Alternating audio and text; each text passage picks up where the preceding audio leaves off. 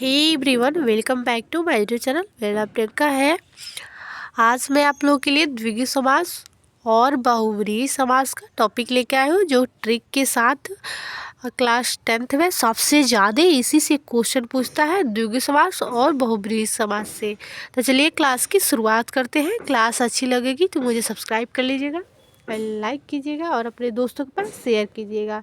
तो चलिए क्लास की शुरुआत करते हैं। पहले हम द्विगु समास देखेंगे।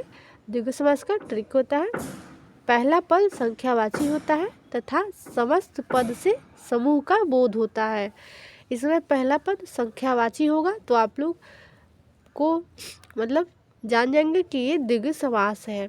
जैसे चौराहा, तो इसमें पहला पद संख्यावाची है, यानी 4 राहों का समूह। तो ये द्विगु समास का ट्रिक है, आप ट्रिक के माध्यम से अच्छे से समझ लीजिए। अब इसका समास विग्रह देखेंगे।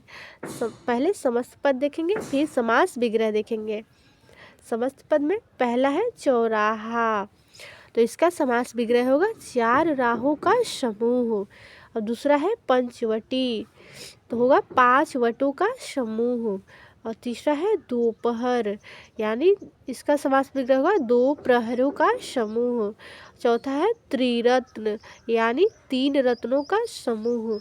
पांचवा है त्रिकोण, यानी 3 कोणों का समूह। छठवा है सप्ताह, यानी 7 दिनों का समूह।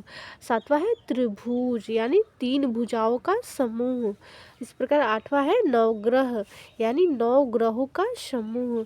और 9वां है नवरात्र, 9 रात्रियों का समूह।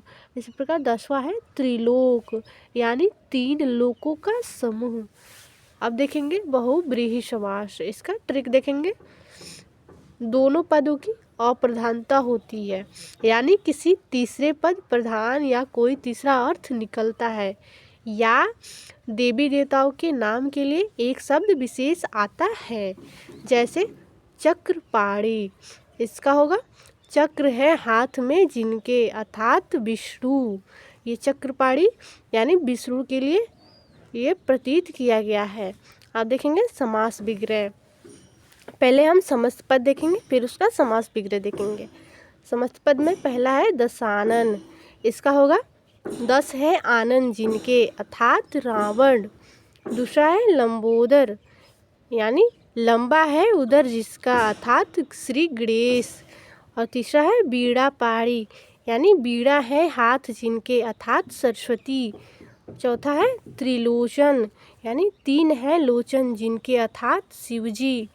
पांचवा है पीताम्बर, यानी पीला है वस्त्र जिनके, अर्थात विष्णु। छठवां है मृत्युंजय, यानी मृत्यु को जीतने वाला, अर्थात शंकर। सातवां है चक्रपाणि, यानी इसका होगा विग्रह समास विग्रह, चक्र है हाथ जिनके, जिसके, अर्थात विष्णु। आठवां है नीलकंठ, यानी नीला है कंठ जिनका, अर्थात शिवजी। तो क्लास अच्छी लगी हो तो मुझे सब्सक्राइब कर लीजिएगा एंड लाइक कीजिएगा। Thank you, bye bye.